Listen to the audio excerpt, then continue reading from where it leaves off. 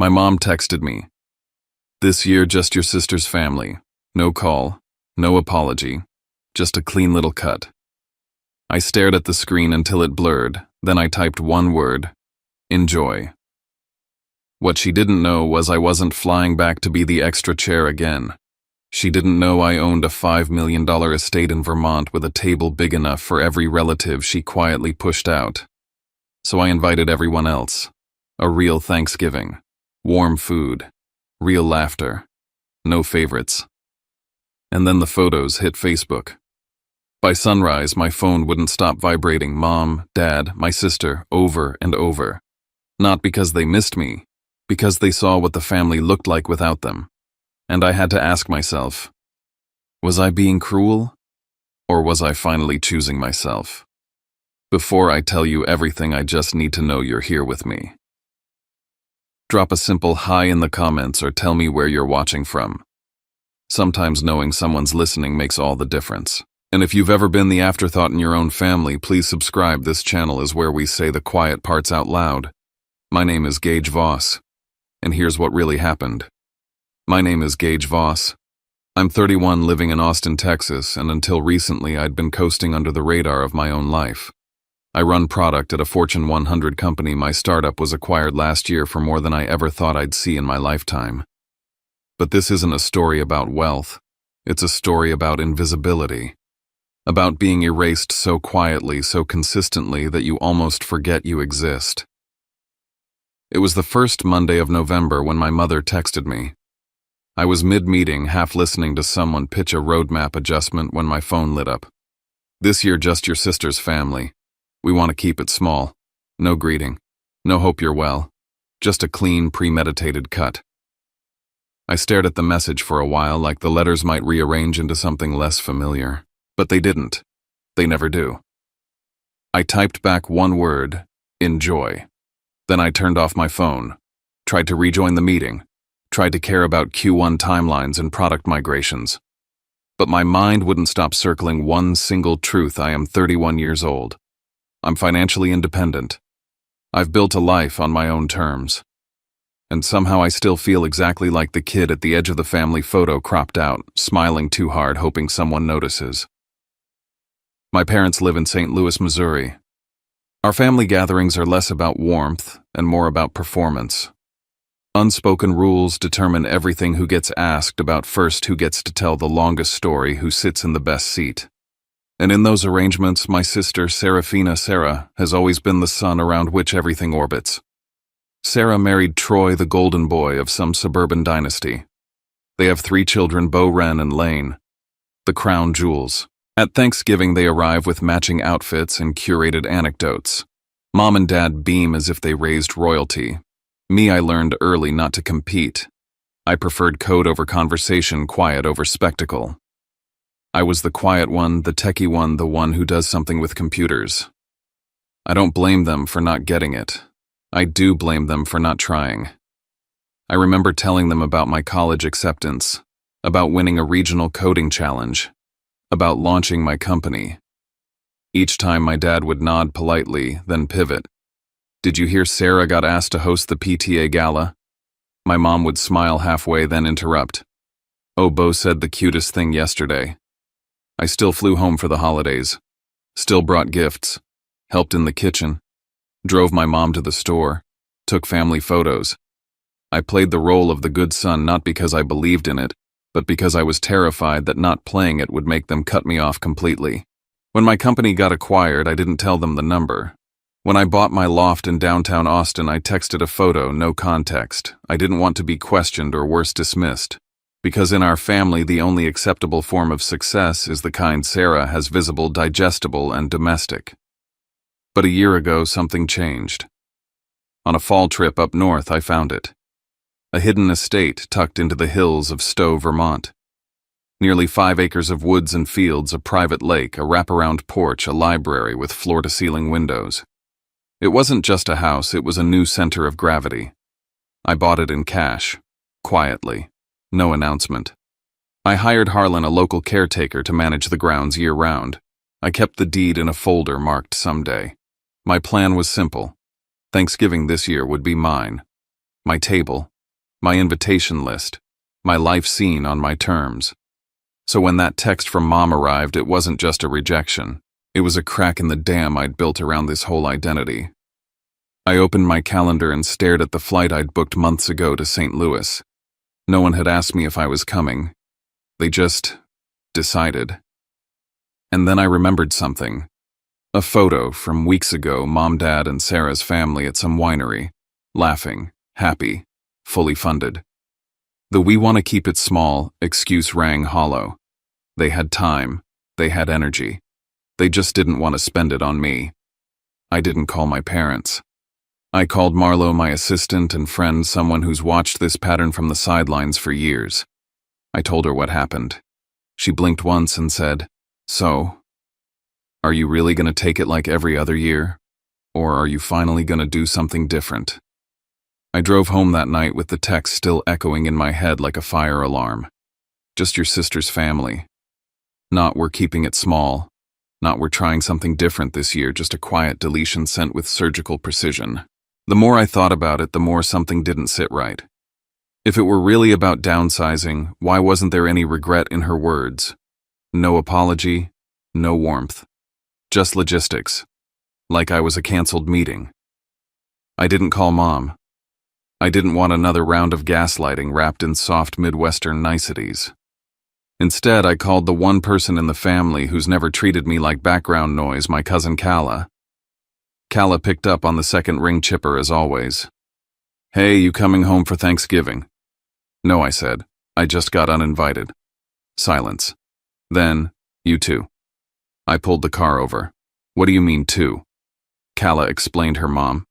"My Aunt Twyla got a text from mine last week. Same vibe. We're keeping it small this year." Lynn's feeling tired, but Calla's voice had that edge I recognized, someone piecing together a bigger picture. I started dialing. Aunt Twyla confirmed the story. Uncle Reggie said Mom told him she wanted a quiet holiday focused on the little ones. My cousin Elijah got Lynn's having some health stuff. Each excuse tailored, each version just believable enough on its own. But together they told a different story. This wasn't a scaled-down Thanksgiving. It was a curated guest list, and only one household made the cut, Sarah's.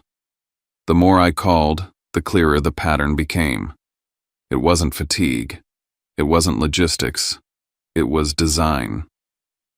Mom and Dad were orchestrating a holiday with one goal: to present the ideal family to whoever was watching. And the rest of us? We didn't fit the image. Then came Uncle Reggie's call. His voice dropped a little more cautious than usual. "Don't take it personal," he said. "They just don't want me around when Troy's parents are there. I'm divorced." That's still a mark in their book. It hit me like a punch to the chest. This wasn't about space or food or effort. It was about optics. It was about showcasing the version of the family that made Mom proudest, the one that made her look good. And people like Reggie and me threatened that narrative. I stared at my phone. The family group chat had gone dead. A separate thread had started, cousins and aunts and uncles trying to make new plans, scrambling with canceled flights and broken traditions. And for once, I didn't feel like a victim. I felt awake. I remembered Marlo's voice. Do something different. So I did. I called Calla back. "If they won't host," I said, "then I will." There was a pause. Then Calla asked the obvious question, where I hesitated for a second, then said it out loud for the first time. "I have a place in Vermont." More silence. Then I sent her a few pictures. The house, the long wooden table, the frost on the porch railings. "Gage," she breathed. "This isn't a house. This is a goddamn estate." I didn't answer. I didn't need to, because right then a new message buzzed on my screen. From Mom, as if she could feel the shift in the air. "Don't do anything to make this more complicated," she wrote. Too late. I had spent my whole life asking for a seat at her table.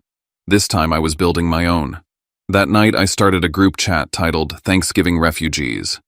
Calla, Keaton, Blair, Jasper, Rook, Aunt Twyla, Uncle Reggie. A few cousins from Dad's side, a couple from Mom's. No formalities. Just one message. If you don't have anywhere to go this Thanksgiving, you're invited to Vermont. My place. Silence at first. Then questions came pouring in. Wait, for real, like, where in Vermont? Is there enough space for everyone? You own a place big enough for this? I didn't reply with words.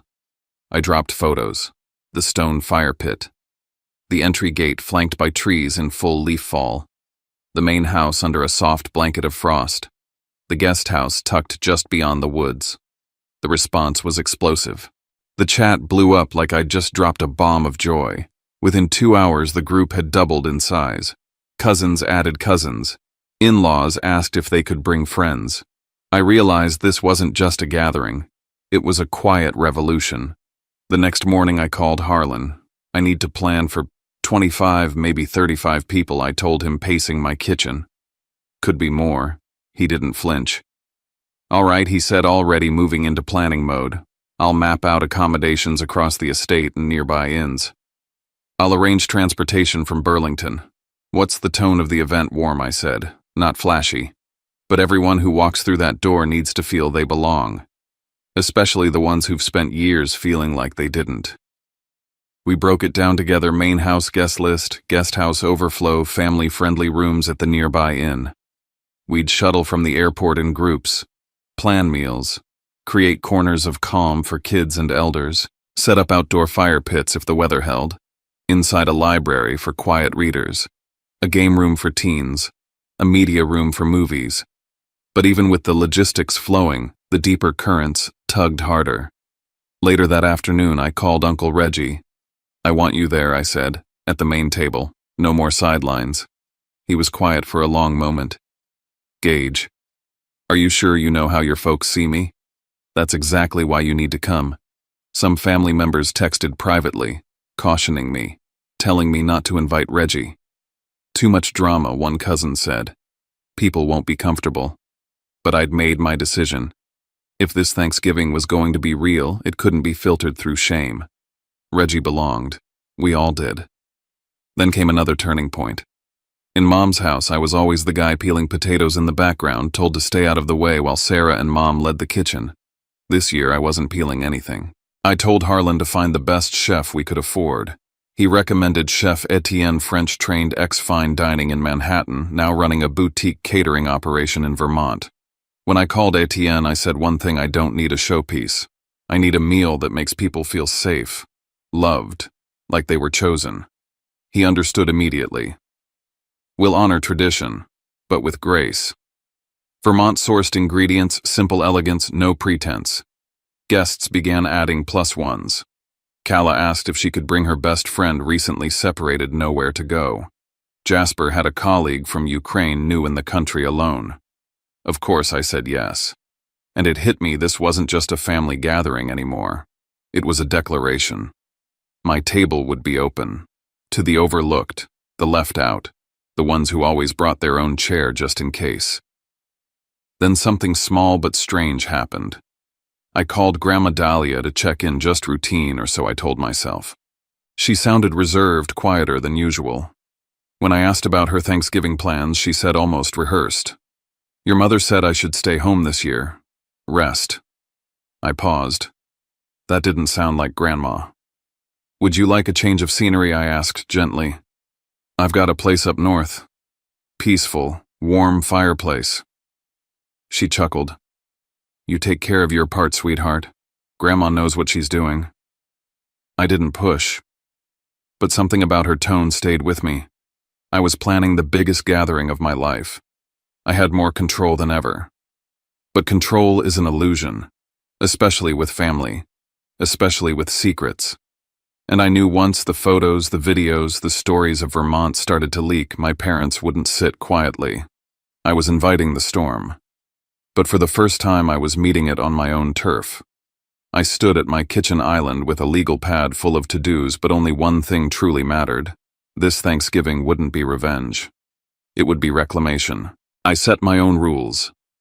No passive-aggressive speeches, no public call-outs of Mom, Dad, or Sarah, no explanations, just space, safety, warmth. But even with my intentions anchored, tension was inevitable. The pressure clock was ticking. Harlan and I built a master schedule dividing guests into categories: families with kids, elders, drivers, flyers. We assigned rooms across the estate, the guest house, and the inn. Set airport pickups. Built out a meal plan. Thanksgiving dinner, next day brunch, snack stations in every corner. I wasn't just the host. I was the architect, the glue, the nerve center. I finalized the menu with Etienne stuffed turkey with cider glaze, roasted root vegetables, apple ginger pies. I booked a photographer, told them no staged glamour shots. I wanted stolen smiles, real moments. And then the counterattacks began. After her cryptic, "Don't complicate things," message, Mom sent a few more lines over the next few days. "We're keeping it quiet this year, easier on everyone. Don't drag the whole family into your personal issues." It was subtle, framed like concern. But I knew what she was doing, setting the narrative that I was the instigator, the divider. So I started saving the messages. I didn't respond, I didn't argue. But I knew how fast stories get rewritten in my family. I was done playing silent. Then I got a message from one of my younger cousins.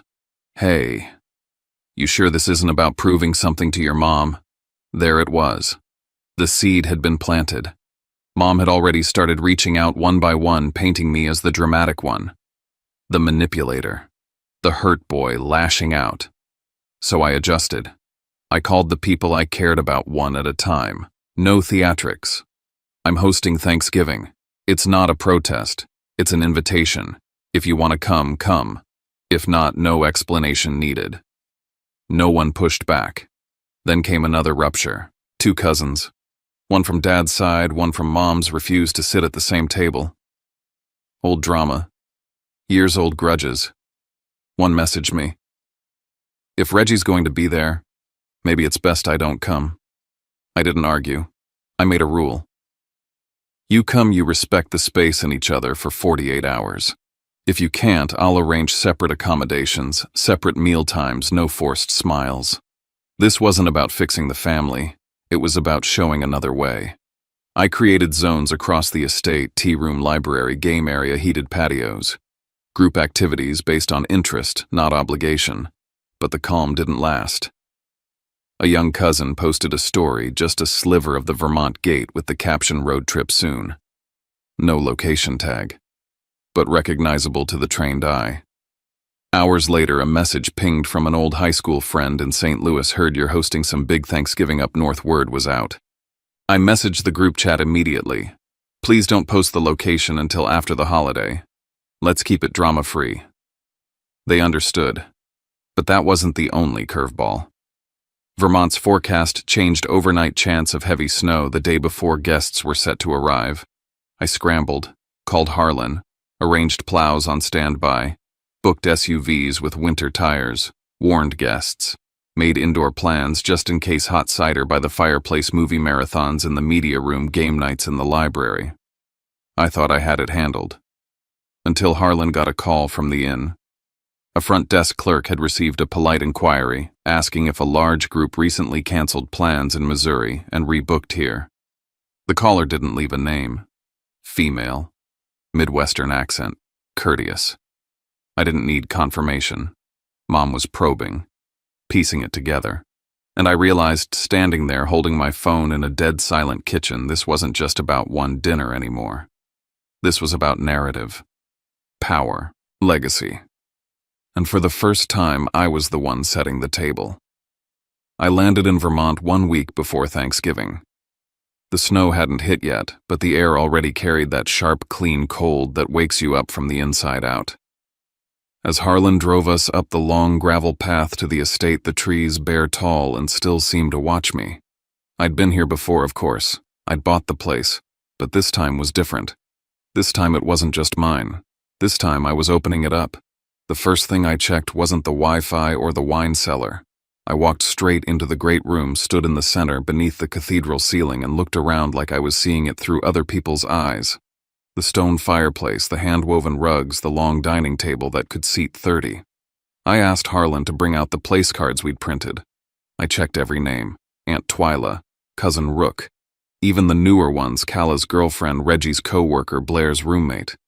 No one would be missed this time. We laid out welcome baskets in each room, snacks for the kids, soft socks, a card with Wi-Fi details. For the older guests, I added herbal teas and a note in my own handwriting. Nothing fancy, just, "I'm glad you're here. Rest well." It was the first time I had prepared a house for others, not for a sale, not for show, for people, for belonging. That night, just as I was reviewing the final arrivals list, a message pinged on my phone. "Uncle Reggie, I'll come." My heart lifted for a second, then dropped again when I read the second part. "Some folks won't like me being there. Just saying." I didn't hesitate. I texted him back. "You're not a side character here. I'll save you a seat at the main table." And I meant it. I assigned him a room near the library, a corner room with tall windows. Somewhere warm, visible, not shoved to the side. The next morning, more messages rolled in. Cousins confirming flights, asking about snow boots, if their kids would be okay with the food. As I answered them, I noticed something strange. These weren't just logistical questions. They came wrapped in something heavier. One cousin asked, "Do I have to dress up? I mean, it's not going to be like Lynn's thing, right?" Another said, "I just hope no one brings up Sarah's kids again." I swear, every year it's like their resumes get read aloud. I began to see it. This wasn't just my rebellion. This was a quiet exodus. A slow, polite walkout from years of expectations, forced smiles, and comparison. It wasn't just me who'd been tired. By Tuesday, the early guests started arriving. A snowless chill filled the air. Cars pulled up the drive, kids ran out first, screaming at the echo their voices made in the woods. Parents followed slower, carrying bags and layers of old family tension they didn't know how to put down. The first sign of stress came when two kids nearly knocked over a lamp, chasing each other through the living room. One mom apologized profusely, clearly embarrassed. I waved it off and showed them the kids' room. We'd set up games, beanbags, books. "Let them be kids," I said, "just not next to the fireplace." People adjusted slowly. Some were too helpful, disappearing into the kitchen, asking if they should wash dishes. I had to pull a cousin aside and say, "You're a guest. Be one." I wasn't trying to impress anyone. I was trying to show them what ease felt like. That afternoon, a hiccup hit. 2 flights delayed, one out of Chicago and one from Atlanta. Both had guests arriving at the same time now, and the car schedule fell apart. We didn't have enough 4WDs to get everyone up safely. I stood in the mudroom with Harlan, both of us staring at the whiteboard. Then I said, "Book another SUV. I'll cover it." He looked at me surprised. "No need to check budgets." "This isn't a spreadsheet," I said. "It's my family." That was new. I wasn't asking for permission. I was deciding. Later that night, a cousin posted a blurry photo of the fireplace with the caption, "Feels like a movie." I'd asked everyone to avoid posting until after the holiday, but I let it go. I didn't want to become another set of rules. Still, I quietly asked our photographer to prep a small album of curated shots, faces, laughter, hands, passing plates. Not the house. Not me. That evening I called Grandma Dahlia. I didn't expect her to say yes, but I needed to hear her voice. She answered softly, "I'm fine, honey." But she didn't sound fine. She sounded like someone planning something and not ready to say it aloud. Nina, her caretaker, texted me an hour later. "If I call you tomorrow, just say yes to whatever I ask." I didn't ask what she meant. I just replied, "Okay." Then right before bed, a number I didn't recognize lit up my screen. The area code was St. Louis. I didn't answer, but the message that came through said, "Enough, your mother's asking around. She knows something's up." The wind outside howled harder than usual that night. I lay in bed with the fire crackling low, staring at the ceiling, knowing the phone wasn't going to stay quiet for long. Thanksgiving morning arrived, cold and silver. I woke before the sun. The house was still. I walked through it barefoot, checking on things like it was my job. Fireplaces lit, kitchen warm, coffee already brewing thanks to Etienne's crew. In the dining room, the table was set, place cards arranged, flowers simple but elegant. This was it. Today, everything I'd built emotionally and otherwise would be seen. I stood at the head of the table for a moment alone and breathed it in. I reminded myself of something before anyone else woke up. If I let the old wounds drive me today would turn into a performance, a revenge play. But if I let who I am now lead, this could become something bigger than me. As guests trickled downstairs, the energy shifted. Some people tried to fall into old roles. One uncle got loud, cracking the same jokes he always did. One cousin slipped into the kitchen to start washing dishes. I pulled her out gently. "You're a guest," I said again. "Really. Sit. Talk. Be here." We had enough staff. I wasn't letting anyone hide behind chores this time. I broke up a group that was monopolizing the conversation, started new threads, moved people into different corners. I kept the house breathing. The tension buzzed under the surface, but it never exploded. It wasn't until late morning that the first realization hit. Aunt Twyla leaned over to me and whispered, "I thought it was just us who got uninvited." A minute later, a cousin said, "I figured Mom really was just tired." That's when I saw it. Mom had isolated each of us, fragmented the story, so no one would connect the dots. No one would feel emboldened to push back. But now here, we all were sitting in the same room finishing the puzzle. She'd drawn the lines. I'd erased them. Before the meal, I stood in front of the fire and said a few words. Not a speech, just enough. I thanked everyone for coming. Told them I wanted this to be a space where everyone felt seen, heard, wanted. I said I hoped this could be the start of something new. I didn't mention Sarah. I didn't mention Mom or Dad. I didn't need to. The truth was already in the room, sitting at the table, laughing in the kitchen. And then, just as everyone lifted their glasses, Harlan appeared in the doorway. "Your grandmother's here." She walked in slowly, holding Nina's arm, but her eyes were fierce. When she got to the center of the room, she looked right at me and said I wasn't going to miss the first time my grandson hosted a real family Thanksgiving. The entire room went still for a moment. That wasn't just a visit. That was a declaration. Later in the hallway, she pulled me aside. "I told your mother I had a headache," she whispered. Nina booked the car. We left before dawn. Nina gave me a look like, "Don't thank me yet." Then added, "I've already got 3 missed calls." The storm was coming, and social media wasn't helping. Cousin Blair had posted a photo of the table. Jasper uploaded a slow-mo clip of snow falling over the fire pit. Rook went live just for a minute, but long enough. I spotted the location tag. Stowe. It was out now. After dinner, while people scattered to board games and cocoa, I checked my phone. One message from Sarah. "Nice house. Didn't know you were loaded." Just that. But it carried a whole freight of meaning. Envy, resentment, shock, the disorientation of losing center stage. I didn't reply. I put the phone face down and walked back into the room where my people were laughing, playing healing. That night I slept deeply, but in the morning the buzzing started again. Calls, messages, voicemails. My mother, my father, my sister. I didn't pick up. Not yet. I stood by the kitchen window watching the snow start to fall. Etienne was setting out plates for brunch. Somewhere upstairs, kids were giggling, fire still crackling, coffee strong. I'd done it, but I knew I'd pay for it, and the bill was coming in fast. The morning after Thanksgiving, I stood in the kitchen pouring coffee as my phone buzzed on the counter like it was possessed. Missed calls, dozens of them, from Mom, Dad, Sarah, voicemails I didn't need to listen to. I already knew the tone, urgent, demanding, pressuring me to explain myself, to account for a gathering they were never meant to see.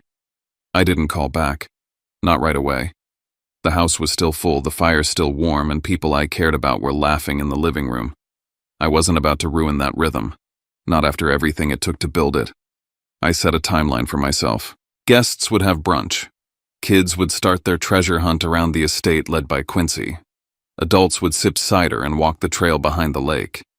And when the house had settled into a lull, I'd go into the library, close the door, call them back on speaker so I wouldn't slip into old habits, so I wouldn't let them trap me in their version of reality. I told Harlan to stay nearby in case things got loud or ugly. I sat down, took a breath, and hit callback on Mom's number. She picked up on the first ring. "What the hell are you doing, Gage?" Not a greeting. Not, "Are you okay?" Not even a pause. Her voice was clipped, high-strung, already vibrating with a mix of confusion and rage. I saw the photos. The house, the fire pit, the table. "You didn't think you owed us an explanation. I hosted Thanksgiving," I said. "At my house, in Vermont, and you didn't invite your own family. You texted me, Mom. You said this year was just for Sarah's family." There was a pause, just a beat, but it was there. "I meant smaller. Quieter. You could have said that. Instead, you told everyone something different. You told Aunt Twyla you were sick. You told Uncle Reggie not to stir drama. You told Blair's mom you were overwhelmed. Everyone got a different story. Silence. I didn't push. I didn't yell. I let the weight of her silence answer for itself. This wasn't a gotcha moment, I added. It wasn't revenge. It was something I built because you didn't leave me another option." She sighed. "You don't understand. Hosting everyone, it's a lot." "I do understand. That's why I did it. I just didn't lie about it." She switched gears. I could hear it in the tightness of her voice. "That house. How did you even afford that? What are you trying to prove, buying something like that and hiding it?" I blinked. "I'm not hiding. I sold my company. For $350 million. The line went quiet. I've mentioned it before. At Christmas. But no one asked follow-up questions. You were too busy praising Sarah for remembering to send Grandma a birthday card." Mom made a sound like she was going to say something, then stopped. "It's not about the money," she said finally. "It always is," I said. "With you. It's the first thing you asked about." Dad's voice came next. They must have been on speaker. "Son, what exactly are you trying to do? You drag half the family away and throw some massive event just to humiliate us." "No," I said. "I made space for people who didn't have a place to go, people who didn't get a text saying this year just Sarah's family." He scoffed. "We've always treated you both the same. You believe that. But my experience says otherwise. I don't recall." "You don't have to recall anything," I cut in. "This isn't about memory. This is about presence. I stopped waiting for a seat at your table. So I built my own." A voice broke in. "Sarah. You did this to get attention. You wanted people to see you, to compare us, to make my family look cheap. It was such a pure Sarah thing to say. Not one word about how it felt for me to be excluded. Not 1 ounce of curiosity about my experience. Just a sharp, unfiltered fear of losing the spotlight. I didn't post anything I said. Others did. Because they were happy. You made me look like a joke. That wasn't me. That was your own insecurity." Another beat of silence. Then I heard a creak behind me. Grandma Dahlia stepped into the library, walking stick in one hand, her eyes steady. She nodded toward the phone and I turned up the volume. "I came to Vermont," she said clearly, "because I wanted to. No one forced me. Mom Sarah tried." "No," Grandma snapped. "Enough. I've watched how this family treats Gage for years. You talk about fairness, but you've never once visited him in Austin. You've never asked about his work. You've never made him feel like he was more than a supporting actor in Sarah's life. Mother, no. You failed him. Not because you hated him, but because you made him invisible." The line went dead silent. Grandma sat beside me, took my hand. "I'll be staying here through the weekend," she said toward the phone. "And when I come back to St. Louis, there will be a conversation. A real one. You can be part of his life again. But only if you start showing up the way he needs. Not the way you feel like." I ended the call when she nodded at me. The messages started rolling in not long after. From Sarah. "It's a nice house. I didn't know you were doing that well." No apology. But her tone had changed. From Dad. "We should talk. Not a command. Not a guilt trip. Just a quiet step." From Mom. "Can we talk later?" I put the phone down. Outside, the family was gathering again. Quincy had organized a walk around the lake. Kids were tugging on boots. Someone was laughing too loud. I stepped back into the hum of it all, and I realized this wasn't just the biggest confrontation of my life. It was also the first time I didn't shrink to fit someone else's comfort. That night, long after the house had gone quiet, I scrolled through my phone. 3 message threads stood out. One from each of them. Sarah's was the longest. She'd started defensive, but the more she wrote, the more her voice changed. She told me she'd always felt like she had to be perfect, that her golden child role was more of a trap than a prize, that watching me host that gathering made her feel exposed, not because I had outdone her, but because it shattered the illusion that she was the only one who mattered. I always thought I had to win, she wrote, and the only way I could win was if you stayed small. I put the phone down and sat with that. She hadn't been proud. She'd been afraid. All along. Dad's message came next. Short, but heavy. I didn't realize how much you'd done. I never asked. He didn't explain. He didn't justify. He just admitted it. And that meant more to me than any long-winded apology ever could. Mom's was different, tentative, like someone inching into cold water. Would it be okay if I came to visit sometime? I didn't answer. Not yet. Because I knew if I replied right away, I'd fall back into the fixer role. The peacemaker. The child who made everyone feel better no matter what they did. And this time they needed to sit in it. They needed to understand what they'd missed. Not just about the Thanksgiving weekend. About me. Later that week, Sarah sent another message. This time late at night. She said she envied my freedom. That I could build a life without constantly wondering if I was good enough. She told me she feared being irrelevant. That all her achievements had been about staying important. And maybe she'd never really felt that important to begin with. It was the first time I saw her clearly, not as the rival who stole everything, but as the girl who was just as afraid as I was. Dad followed with one more line. You did this without us. And that scares me. But it also makes me proud. He didn't say he was sorry, but he saw me. Finally. That was enough. I wrote a single email and sent it to all 3 of them. I told them Thanksgiving in Vermont wasn't an act of rebellion. It was a declaration, a new way forward. I told them if they wanted to be in my life, it had to be based on interest, presence, and real effort, not guilt or tradition. 3 things I needed from them. Ask about my life. Visit me at least once. Stop using me as a footnote in Sarah's success story. No grand apology required, just action.